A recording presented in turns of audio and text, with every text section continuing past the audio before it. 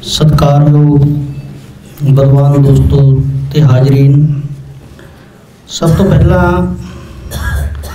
असी खेत मजदूरों के वलों इस विषय के उत्ते मजदूर नुमाइंदियां नूं भी थां देण दे लई अज दी इस विचार चर्चा च शामिल करन दे लई बहुत धन्नवादी हाँ।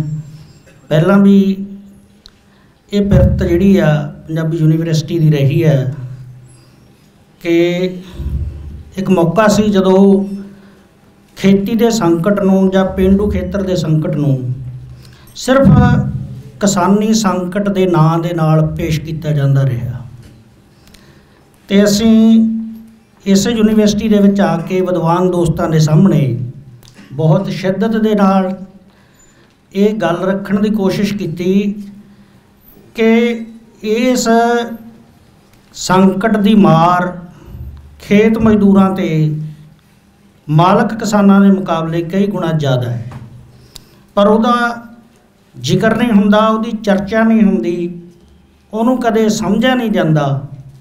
ते इस यूनीवर्सिटी ने यह पिरतां नूं होर अगे वधाया कि इस संकट नूं उभारन दे विच भी चाहे उन्हां दे सर्वे होण। सो अज फिर इस विषय ते चर्चा शामिल करने लई तुहाडा सबना दा बहुत बहुत धन्नवाद। अगली गल, जिथों तक खेती कानूनां दे असरां दा सवाल है, मैं बहुत ही लंबी चौड़ी इहदे संबंध च गल नहीं करनी। तुसीं बहुत सारे जानते हो कि यह कानूनां दे असर सिर्फ जमीन मालक किसानी तक सीमित नहीं, ये हर उस मनुख तक असर पहुँचाने वाले आ जिहदे एक पेट लग्या होया, जिहदे एक मूँह लग्या होया खाण दे वास्ते। ते इहदी सब तो वध मार आ जिहड़ी वो खेत मजदूर आ जां शहरी गरीब आ, उन्हां दे उत्ते सब तो वध पैण जा रही है। साडे देश दे हाकमां वल्लों सन 47 तो लैके लागू कीतियां जा रही नीतियां का सिट्टा है कि इन्ने वरियां दे बावजूद ते साडे पंजाब दा एक अगांह-वधू फलसफा होने के बावजूद असी जात पात के चक्कर चों अज भी निकल नहीं सके। इस करके जदों इस तबके की गल हुंदी है तो बहुत बड़ा हिस्सा खेती के संकट नूं, मजदूरों का संकट इस करके नहीं समझदा कि दलित आ, ये चौथे पौड़े वाले आ, इन्हां नाल नीवें दर्जे का सलूक आ जिहड़ा वो करना साडा जन्मसिद्ध अधिकार आ। पर हुण किसान घोल के दौरान संयुक्त किसान मोर्चे के बैनरां ते किसान मजदूर एकता का नारा बहुत जोर नाल गूंजण लग्या ते मजदूरों की चर्चा भी होण लगी है। भगत सिंह ने अछूत के सवाल बारे अपने आर्टिकल च लिखा कि साडे मुल्क के लोगों को एक एतराज़ रहिंदा है कि साडे नाल बाहरले मुल्कां दे लोग आ जिहड़े वो चंगा सलूक नहीं करते, पर असी खुद जिहड़े लोग आ जिहड़े अंग्रेज़ां तो आज़ादी चाहुंदे आ, असी दलितां नूं बंदे नहीं समझते। जे वो किसी तलाब नूं हथ लैण दा पानी दूषित हो जाता है। तो उन्हें बहुत सटीक सवाल खड़ा किया सी कि जिहड़े लोग आप तो नीविआं नूं जां जिहड़े तुहाडे अधीन आ, जे तुसीं उन्हां नूं बराबरी जां आज़ादी देण दा हौसला नहीं करते तां तुहानूं कोई अधिकार नहीं कि तुसीं इस किस्म के सवाल खड़े करो। इस करके किसान लीडरां सामने भी साड़ी बहुत जोरदार गुजारिश है कि इस सवाल नूं बहुत गंभीरता नाल संबोधित होने की अज भी लोड़ आ। काफ़ी होया पर यह तो वध करन दी लोड़ है। असी MSP की जदों गल करते हैं तो मैनूं लगता है कि MSP होना तो उहदी खरीद होनी, जे सिर्फ इत्थों तक गल सीमित रहिंदी है तो यह गल अधूरी आ। जिन्ना चिर असीं नाल जनतक वंड प्रणाली की गल नहीं करते गए, क्योंकि जे असी खाद खुराक वस्तां की MSP की गल करिए तो मेरे ख्याल दे विच कणक का रेट उत्थे पहुँच सकता जिहड़ा एक मजदूर वर्ग आ जिहड़ा वो खरीद नहीं सकदा गा, खा नहीं सकदा गा। जे असी नाल इस गल नूं रखते आ तां ये गल पूरी हुंदी है। और साडे संघर्ष का घेरा भी ये तो अगे गांह पार जाता है। और साडे देश के हाकम आ जिहड़े इस गल के चैंपीयन आ कि उन्होंने वंडियां पा के रखणियां, जात के तौर पर भी, धर्मां के तौर पर भी, अंतरराष्ट्र के तौर के उत्ते भी। और उन्होंने इस गल नूं बहुत जोर नाल पंजाब के अंदर भी वरतण की कोशिश की है कि सिर्फ जट्टां का मसला है। साडे वक्तां वल्लों भी बहुत सारी जो गल हुंदी है तो सवाल ये आउंदा है कि जमीन ते हमला है। फिर जिहदे कोले जमीन ने उन्होंने लगता कि मेरे ते तो कोई हमला नहीं। तो इत्थों तक आ जो साडी मानसिकता है वो एक हिस्से नूं ये भी लगता है कि मेरी भावें एक फुੱਟ ही जाए, गवांढी दीआं दूजियां फुੱਟणीਆਂ ਚਾਹੀਦੀਆਂ। ये इसे जमीन का सानू जोर दिंदे आ जदों असीं खेत 'ਚ जाने, जे इन्हां दी खुस जूगी फिर साडे बराबर दे हो जाणगे।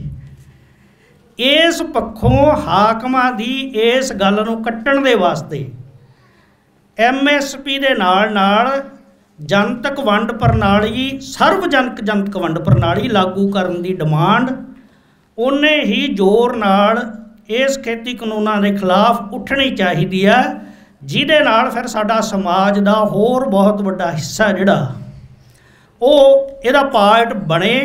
और ये वर्ग वो भी है जिन्हां दे बारे कहा जाता कि जे सीस देण दी लोड़ पई तां भी आए, जे सीस लैके आउण दी लोड़ पई तां भी यही अगे आउंदे आ। इस पक्ष नूं ध्यान च रखते हुए ये मुद्दे भी नाल जोर नाल उभरने चाहिए। उभरते आ पर उन्ने जोर नाल नहीं आउंदे, क्योंकि इन्हां कानूनां दे असर इस वर्ग ते बहुत ज़्यादा पैण वाले आ। असीं देखिआ कि जिहड़ी UNO की रिपोर्ट आ, जिहड़ी हैल्थ की रिपोर्ट आ, वो कहती है कि भारत के अंदर जिहड़ियां दलित महिलावां है वो जरनल कैटागरी दीआं महिलावां नालों 14.5 साल घट उम्र भोगदियां। ਉਹਦਾ सब तो ਵੱਡਾ कारण यह है कि खुराक नहीं पूरी ਹੁੰਦੀ ਉਹਨਾਂ ਦੇ ਰਹਿਣ ਸਹਿਣ ਦਾ वातावरण नहीं ठीक है। तो ਜਦੋਂ ਇਹ ਕਾਨੂੰਨ लागू होने आ ਤਾਂ ਉਹ ਇਹਦੇ ਤੋਂ ਹੋਰ भी ਵਾਂਝੇ हो ਜਾਣਗੇ ਤੇ ਉਹਨਾਂ ਦੀਆਂ ਉਮਰਾਂ ਹੋਰ ਘਟਣਗੀਆਂ।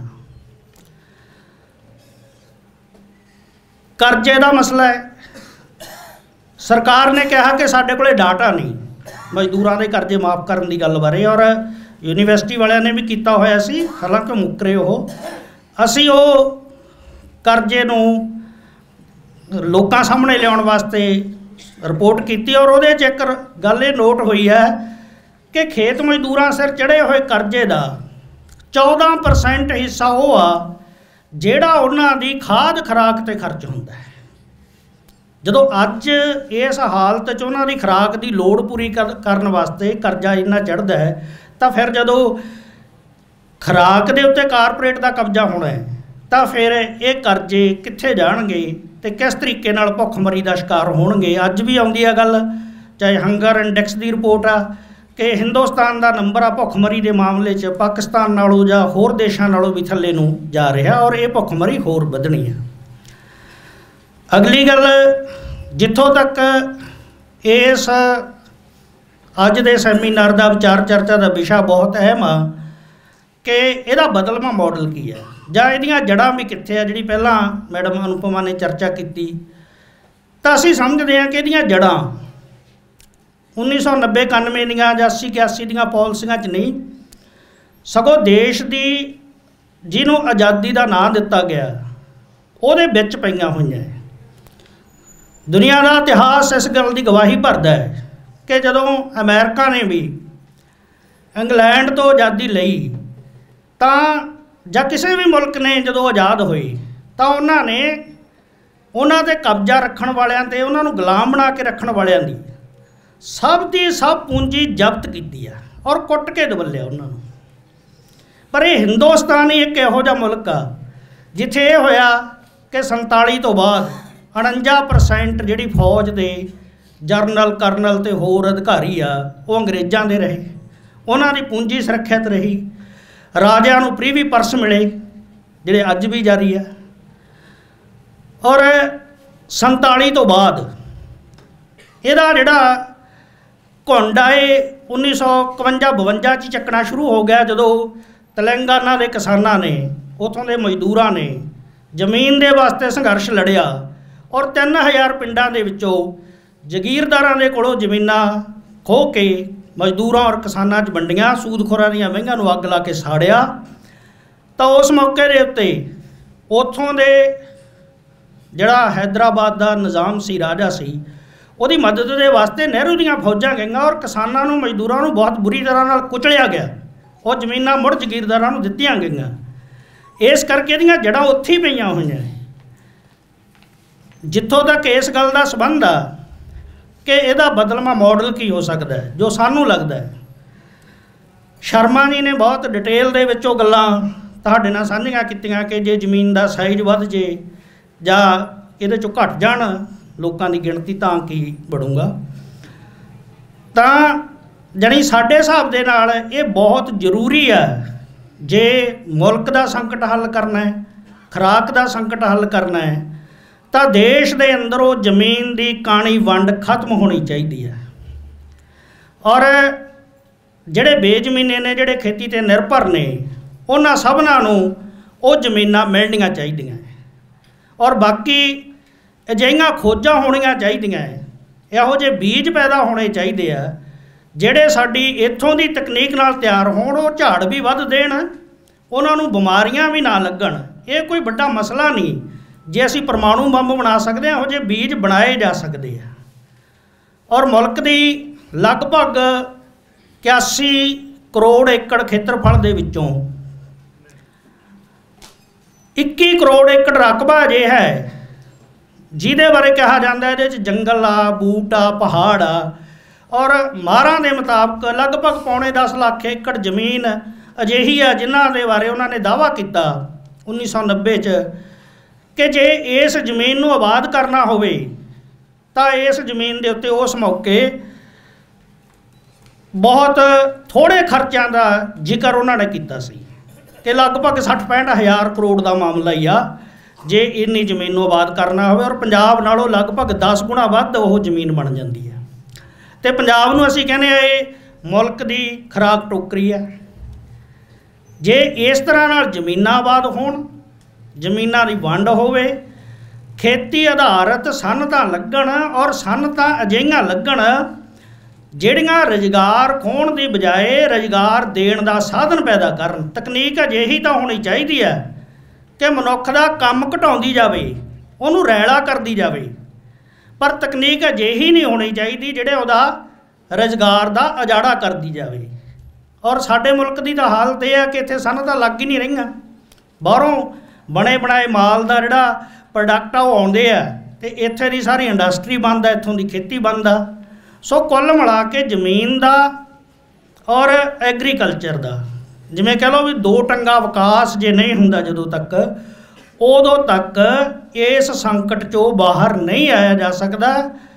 ਇਸ ਦੇ ਨਾਲ ਹੀ ਸਾਡੀ ਜਿਹੜੀ ਖੇਤੀ ਆ ਇਹਨੂੰ ਪ੍ਰਫੁੱਲਤ ਕਰਨ ਦੇ ਵਾਸਤੇ ਜੇ ਇਨਵੈਸਟਮੈਂਟ ਨਹੀਂ ਹੁੰਦੀ ਤਾਂ ਕੋਈ ਵੀ ਚੀਜ਼ ਆ ਜੇ ਉਹਦੇ 'ਚ ਪੈਸਾ ਨਹੀਂ ਲੱਗਦਾ ਤਾਂ ਉਹ ਕਦੇ ਵੀ ਤਰੱਕੀ ਨਹੀਂ ਕਰ ਸਕਦੀ। ਅਸੀਂ ਦੇਖਦੇ ਹਾਂ, ਅਸੀਂ ਬਹੁਤ ਟਾਰਾਂ ਮਾਰਦੇ ਹਾਂ ਤਰੱਕੀ ਦੀਆਂ ਕਿ ਅਸੀਂ ਸੁਖੋਈ ਜਹਾਜ਼ ਲਿਆਂਦੇ, ਅਸੀਂ ਇਹ ਕਰ ਲਿਆ, ਅਸੀਂ ਉਹ ਕਰ ਲਿਆ, ਪਰ ਸਾਡੇ ਮੁਲਕ ਦੀ ਜਿਹੜੀ ਖੇਤੀ ਆ ਉਹਦਾ ਵੱਡਾ ਹਿੱਸਾ ਅੱਜ ਵੀ ਮੀਂਹਾਂ 'ਤੇ ਨਿਰਭਰ ਕਰਦਾ। ਇੱਕ ਪਾਸੇ ਹੜ੍ਹ ਆਉਂਦੇ ਆ, ਉਜਾੜਾ ਹੋ ਜਾਂਦਾ, ਦੂਜੇ ਪਾਸੇ ਸੋਕਾ ਪੈਂਦਾ, ਫਸਲਾਂ ਮਰ ਜਾਂਦੀਆਂ। ਸਿੰਚਾਈ ਦਾ ਇਹੋ ਜਿਹੇ ਪ੍ਰਬੰਧ ਕਿਉਂ ਨਹੀਂ ਕੀਤੇ ਜਾ ਸਕਦੇ ਜਿਹਦੇ ਨਾਲ ਨਹਿਰਾਂ ਵੀ ਨਿਕਲਣ, ਉਹ ਖੇਤੀ ਨੂੰ ਸਿੰਜਦੀਆਂ ਵੀ ਜਾਣ, ਅਤੇ ਜਿਸ ਤਰੀਕੇ ਨਾਲ ਬਿਜਲੀ ਪੈਦਾਵਾਰ ਦਾ ਸਿਸਟਮ ਆ, ਅਸੀਂ ਨੰਗਲ ਡੈਮ ਦੀ ਗੱਲ ਕਰਦੇ ਹਾਂ ਕਿ ਉੱਥੋਂ ਨਹਿਰਾਂ ਵੀ ਨਿਕਲਦੀਆਂ, ਉੱਥੋਂ ਬਿਜਲੀ ਵੀ ਪੈਦਾ ਹੁੰਦੀ ਔਰ ਸਸਤੀ ਵੀ ਪੈਦਾ ਹੁੰਦੀ ਹੈ। ਇਸ ਤਰ੍ਹਾਂ ਦੇ ਨਾਲ ਅੱਡ-ਅੱਡ ਨਹਿਰਾਂ ਦੇ ਉੱਤੇ ਜਿੱਥੇ ਵੀ ਮਰਜ਼ੀ ਤੁਸੀਂ ਉਚਾਈ ਤੋਂ ਪਾਣੀ ਸਿੱਟ ਕੇ ਛੋਟੀਆਂ-ਛੋਟੀਆਂ ਟਰਬਾਈਨਾਂ ਚਲਾ ਕੇ ਬਹੁਤ ਸਸਤੀ ਬਿਜਲੀ ਪੈਦਾ ਕਰ ਸਕਦੇ ਆ ਔਰ ਨੇੜਲੇ ਖੇਤਰ ਦੇ ਲੋਕਾਂ ਨੂੰ ਰੁਜ਼ਗਾਰ ਮੁਹੱਈਆ ਕਰਾ ਸਕਦੇ ਆ। ਜਿਹੜਾ ਹੁਣ ਸਾਨੂੰ ਕਹਿੰਦੇ ਆ ਕਿ ਅਸੀਂ 7000 ਕਰੋੜ ਖੇਤੀ ਵਾਸਤੇ, ਮਜ਼ਦੂਰਾਂ ਵਾਸਤੇ ਬਿਜਲੀ ਸਬਸਿਡੀ ਦੇ ਰਹੇ ਆ, ਇਹ ਸਭ ਕੁਝ ਤੋਂ ਬਚਤ ਵੀ ਹੁੰਦੀ ਹੈ। ਔਰ ਇਸ ਤਰੀਕੇ ਦੇ ਨਾਲ ਜੇ ਖੇਤੀ ਦੀ ਜਿਹੜਾ ਬਦਲਵਾਂ ਮਾਡਲ ਆ ਇਹਨੂੰ ਚਿਤਵਿਆ ਜਾਊਗਾ ਤਾਂ ਹੀ ਇਸ ਮੌਜੂਦਾ ਸੰਕਟ ਤੋਂ ਅਸੀਂ ਬਾਹਰ ਨਿਕਲ ਸਕਦੇ ਆ। ਇਸ ਵਾਸਤੇ ਲੜਾਈ ਵੱਡੀ ਲੜਨੀ ਪੈਣੀ ਆ। ਔਰ ਕਿਸਾਨ ਮੋਰਚੇ ਨੇ ਇਹ ਦਿਖਾਇਆ ਕਿ ਜਦੋਂ ਜ਼ਿੰਦਗੀ ਦਾ ਸਵਾਲ ਖੜਾ ਹੋਵੇ ਤਾਂ ਲੋਕ ਲੰਬੀਆਂ ਲੜਾਈਆਂ ਲੜ ਸਕਦੇ ਆ, ਮੋਰਚਿਆਂ 'ਤੇ ਡਟ ਸਕਦੇ ਆ, ਕੁਰਬਾਨੀਆਂ ਕਰ ਸਕਦੇ ਆ। ਅਤੇ ਅੰਗਰੇਜ਼ਾਂ ਦੇ ਖਿਲਾਫ ਬਹੁਤ ਲੰਬੀਆਂ ਲੋਕਾਂ ਨੇ ਲੜਾਈਆਂ ਲੜੀਆਂ। ਸੋ ਸਾਨੂੰ ਇਹ ਲੱਗਦਾ ਕਿ ਇਸ ਕਿਸਮ ਦੇ ਨਾਲ ਸ਼ਾਹੂਕਾਰੇ ਨੂੰ ਖਤਮ ਕਰਕੇ ਸਰਕਾਰਾਂ ਬੈਂਕਾਂ ਰਾਹੀਂ ਜਾਂ ਖੇਤੀ ਨੂੰ ਜਿਹੜੇ ਕਰਜ਼ੇ ਆ ਉਹ ਦੇ ਕੇ ਇਸ ਦੇ ਵਿੱਚੋਂ ਇਹੀ ਰਾਹ ਜਾਂਦਾ ਜਿਹੜਾ ਇੱਧਰ ਨੂੰ ਡਿਵੈਲਪ ਹੋ ਸਕਦਾ। ਤੁਹਾਡਾ ਸਾਰਿਆਂ ਦਾ ਬਹੁਤ ਬਹੁਤ ਧੰਨਵਾਦ।